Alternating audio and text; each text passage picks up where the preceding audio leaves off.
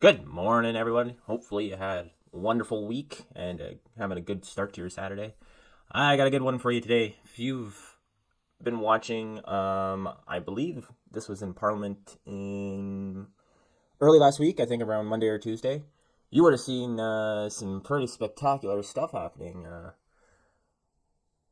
So, some of our conservative MPs got kicked out for being a little bit too rowdy, but some things have come out after the case, and apparently, um, the speaker's decision to kick the MP from, I believe it was Lethbridge, out might have been the wrong move, and there might be some shady stuff going on in the background. I'm not saying there is. I saw there was a little kind of inquiry about it, and they're gonna look into it. But this is an older post, so I'll keep what I got from the National Post, and we'll get into it. So, from the National Post, Conservatives challenge Speaker's decision to kick MP out of the House of Commons. MP Rachel Thomas has been, or was the first Conservative to be expelled during a ruckus question period on Tuesday. So it was on Tuesday. Ottawa, Conservative MP Rachel Thomas challenged House of Commons Speaker Greg Fergus on Wednesday for kicking her out of chamber a day earlier, even after she withdrew her offending comments as her party continued to call for the speaker's resignation. Right. Now I remember more. Okay. Yeah. So this is afterwards. So I think like on this Tuesday, all of the Conservatives, I think they left in protest. I might be a little bit hazy on what was going on in Parliament and what day was which, but anyways, so apparently like what happened here was Rachel Thomas, she said something along the lines of like you're out of line or something like that. Let's actually continue reading, see if they have her quote, and then I'll talk about it. They say, but Fergus affirms he did not hear the withdrawal amid the heckling on Tuesday. Which, to be fair, when you hear the audio recording, it is definitely really hard to hear. But Fergus was like quick. He was like that, kicking her out after. So he didn't even attempt to hear. He didn't even attempt to wait and ask her to repeat herself.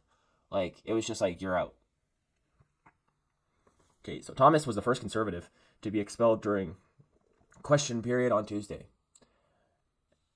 After she called Fergus disgraceful. Fergus's handling of the House, and it was bad. Like he was definitely partisan. Like what he was doing, he was silencing the the Liberals, and he was favoring the Liberals a lot. And yeah, right after they say here, after Pierre Poilievre called Justin Trudeau a wacko. Well, yeah, he called him a wacko because of his wacko policies on the hard stuff off of drug control in BC, because apparently BC has something called safe supply, where pretty much in hospitals and stuff like that, they give you they give addicts either pure of the illegal medication that they take, or they give them like dumbed down opioids. So, and now BC asked for this or requested for this before, but now that they're seeing a problem, they're asking the government to make it illegal again, and the government's like the federal government's not giving them an answer. So that's why Pierre Poilievre was calling Justin Trudeau a wacko. So, and and Fergus, the House leader, is it the House leader? Sorry, no, the Speaker of the House. Speaker of the House. Sorry, it's early on a Saturday morning. My brain's still a little bit woo. But yeah, the Speaker should have,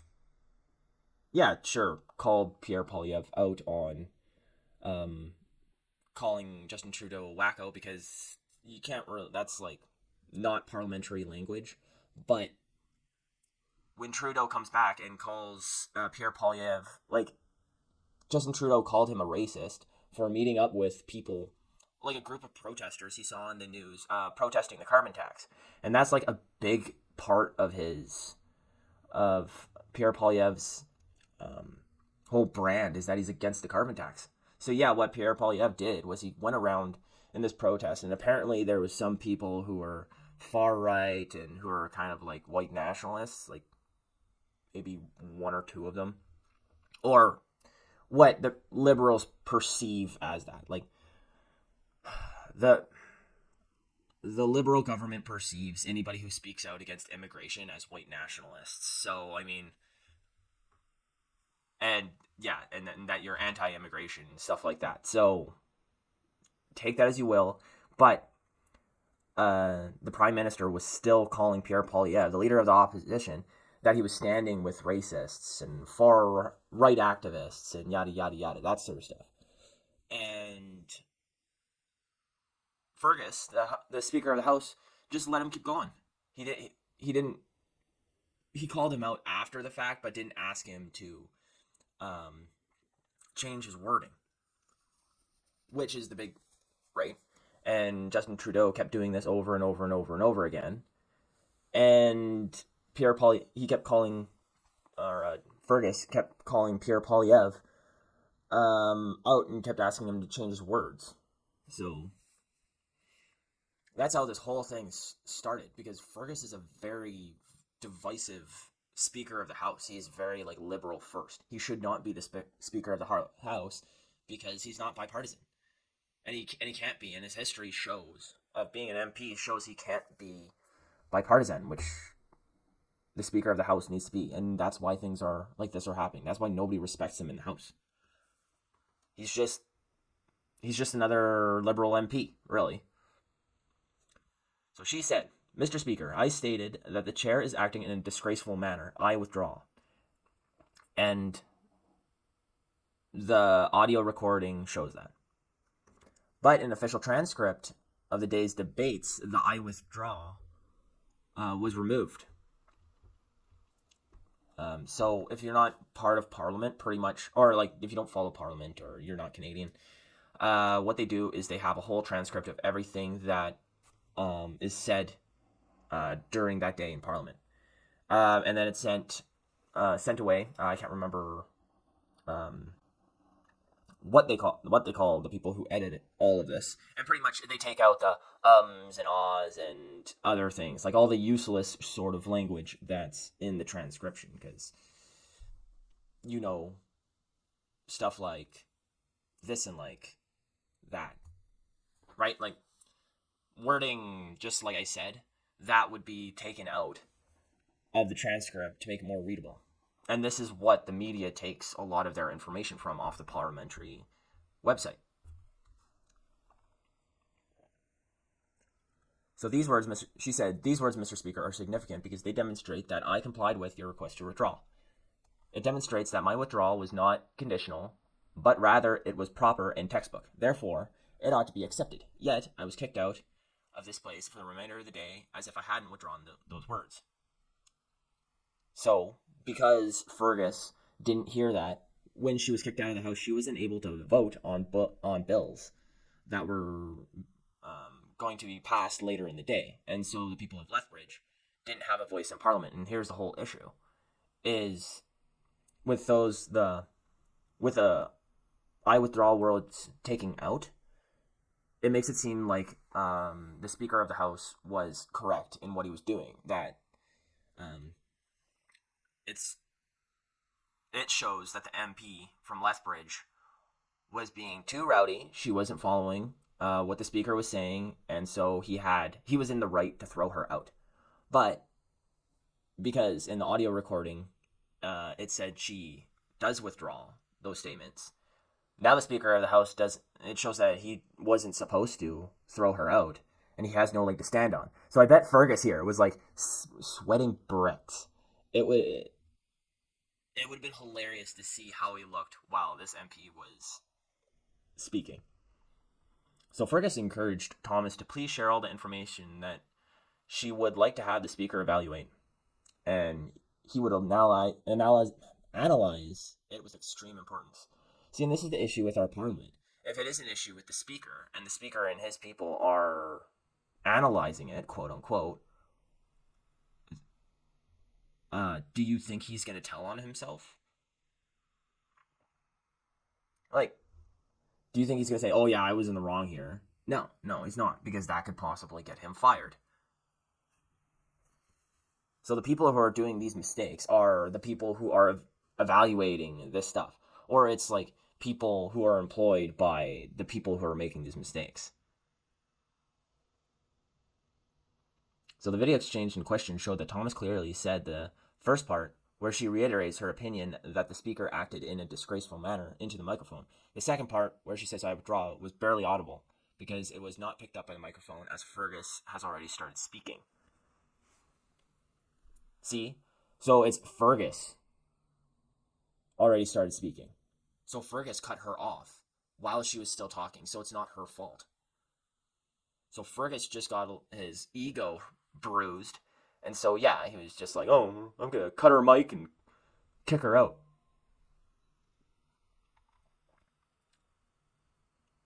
They have a quote here from Fergus. I'm gonna ask you, said Fergus, before stopping for a few seconds while consulting with clerks.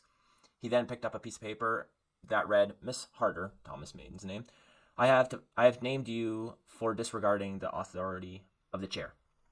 Now, naming apparently is like a really, really big thing, and because you're not supposed to name MPs in Parliament. You're supposed to speak to the chair, right? So this is actually a big deal. He goes on and says, pursuant to authority granted by me by Standing Order 11, I order you to withdraw from the House from any participation by video conference for the remainder, from any participation by video conference for the remainder of the day's sitting.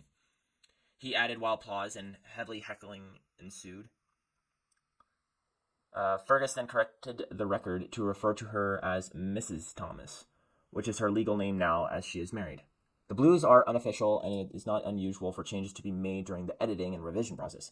Sometimes comments are left out when there are a lot of noise, and it's not clear what was said. See, they're already making excuses.